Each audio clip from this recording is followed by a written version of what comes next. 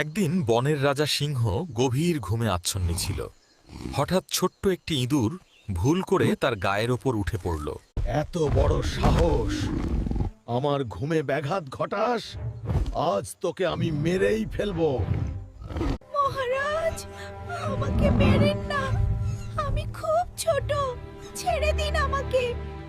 মহারাজ, একদিন হয়তো আমিও আপনার উপকারে আসব।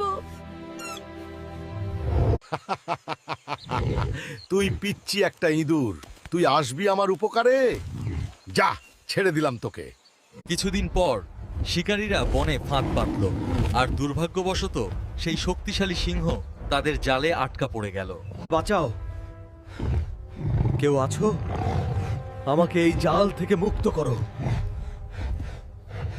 সিংহের গর্জন শুনে সেই ছোট্ট ইঁদুরটি ছুটে এলো।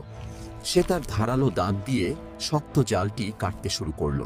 ধন্যবাদ বন্ধু, আজ বুঝলাম ছোট হলেও কেউ তুচ্ছ নয়।